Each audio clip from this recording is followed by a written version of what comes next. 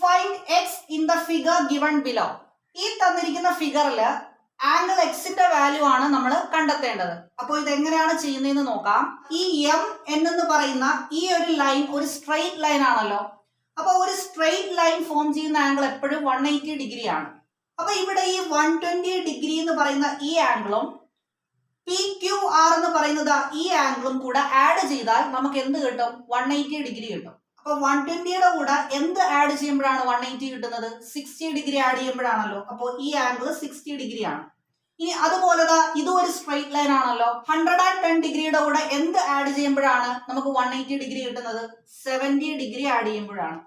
അപ്പൊ ഇവിടെ 60 ഡിഗ്രി, ഇവിടെ 70 ഡിഗ്രി. അങ്ങനെയാണെങ്കിൽ ഈ PQR എന്ന് പറയുന്ന ട്രയാംഗിളിലെ എക്സ് എന്ന് പറയുന്ന ആംഗിൾ നമുക്ക് കണ്ടെത്താമല്ലോ. 60ഉം 70ഉം ഈ എക്സും കൂടെ ആഡ് ചെയ്യുമ്പോഴാണ് നമുക്ക് 180 കിട്ടുന്നത്. അപ്പൊ 60ഉം 70ഉം കൂടെ ആഡ് ചെയ്യുമ്പോൾ 130 എന്ന് കിട്ടും. അതിന്റെ കൂടെ എന്ത് ആഡ് ചെയ്യുമ്പോഴാണ് 180 കിട്ടുന്നത്? 50 ഡിഗ്രി. അപ്പൊ 50 ഡിഗ്രി എന്ന് ഇവിടെ എഴുതുന്നു. അപ്പൊ നമ്മുടെ ആൻസർ ഓപ്ഷൻ എ 50 ഡിഗ്രി ആണ്. അങ്ങനെയാണെങ്കിൽ ഇതേ ക്വസ്റ്റ്യൻ ഞാൻ ചെറുതായിട്ടൊന്ന് ചേഞ്ച് ചെയ്യുവാണ്. ഈ ക്വസ്റ്റ്യനിൽ ആംഗിൾ വൈയുടെ വാല്യൂ നിങ്ങൾ കണ്ടെത്തണം.